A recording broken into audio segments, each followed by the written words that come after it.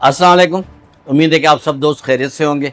मेरी आपसे एक ही गुजारिश होती है कि मीडिया फोकस चैनल को सब्सक्राइब करें, बेल आइकन को दबाएं ताकि आपको सारे नोटिफिकेशंस मिल सकें, और अगर अच्छा लगे तो इसको लाइक करें, अपने दोस्तों में शेयर करें। यही मेरी कामयाबी। ईरान और अमेरिका का मुआहदा बहुत जल्द मुतवक्की है। अब तो हर जगह से, चाहे यूरोप हो, मशरक़ वस्ता हो, इंक्लूडिंग अमेरिका, ईरान और पाकिस्तान, सब की अब हौसला अफजा बयानात आ रहे हैं।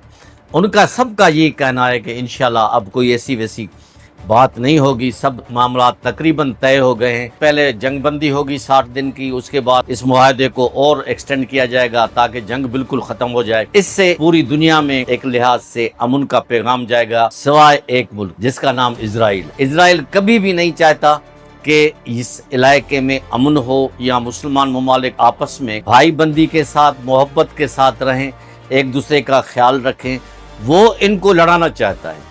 यानी इतना कुछ होने के बावजूद ये मुआहदा जो गुज़िश्ता हफ्ते के आखिर में होने वाला, लेकिन इजराइल ने जो लबनान पे हमला किया, फिर ईरान खामोश हो गया। ईरान ने मुस्तरद कर दी सारी बातें कि ये एक तरफ एक बात करते हैं, फिर दूसरी तरफ दूसरी बात अमेरिका करता है। उसके बाद ट्रंप ने जो उसको गालियां दी हैं, नेतन्याहू को इतनी गालियां दी हैं कि मैं यहाँ वो बयान नहीं कर सकता। और पूरे इजराइल में उसकी सबकी हुई है। खास एक यहूदी तबका है, खास जो कंजर्वेटिव से बढ़कर है, वो जंग का हामी है। बाकी इजराइल की आम आदमशुमारी भी जंग को नापसंद करती है। जंग अगर बंद हो जाती है तो नेतन्याहू के सारे ऐब खुल जाएंगे, सारे केस खुल जाएंगे, क्योंकि वो कोर्ट में इसके खिलाफ चालान पेश किए गए हैं और इसके खिलाफ बहुत बड़ी सजा हो सकती है। हो सकता है कि आइंदा ये सियासत में भी काम नहीं करे। तो इस वजह से नेतन्याहू नहीं चाहता कि इस पूरे खित्ते में अमन हो। वो चाहता है कि जंग हो, मेरी तोसी पसंदाना पॉलिसी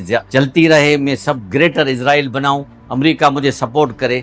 लेकिन ये पहली दफ़ा है कि 67% अमेरिका से ज़्यादा पॉपुलेशन इजराइल को नापसंद करती है, उनके फ़ौजी अज़ाइम को, उनकी फ़ौजी एक्सटेंशन को, ख़ास करके उन्होंने जो गज़ा में जो जुल्म और कहर किया था, उसके बाद अमेरिकन सोच में चेंज आई है। अमेरिका इजराइल की जो सपोर्ट करता था, उनकी गवर्नमेंट्स और उनकी आवाम, उसमें आहिस्ता आहिस्ता नहीं बल्कि तेज़ी से जो है वो कमी आई है, जो एक लिहाज से अमेरिका और इजराइल की तारीख़ में एक बहुत बड़ी बात है। इजराइल अब तन्हा होता जा रहा है और उसकी जो सरहदें हैं वो उसको बढ़ाने की कोशिश कर रहा है। लेकिन जो खलीजी ममालिक हैं या ईरान है, उसकी वजह से अगर ये आपस में सब बन गए तो इजराइल की बोलती बंद हो जाएगी, क्योंकि अमेरिकन सिटीजन्स जो हैं वो भी ये समझते हैं कि जितना अमेरिका इजराइल को सपोर्ट कर रहा है, उसकी वजह से उनकी मुआशी पॉलिसियाँ, उनकी महंगाई में भी इजाफा हो रहा है, और वो भी पूरी दुनिया को कभी कभी तो मुंह दिखाने के काबिल भी नहीं रहते। इस वजह से चाइना भी उनसे ऊपर होता जा रहा है, रशिया की पॉलिसी भी सबके सामने है, ग्रेट पावर्स बरतानिया और फ्रांस, वो भी इजराइल को इन सब चीज़ों पे नापसंद करता है।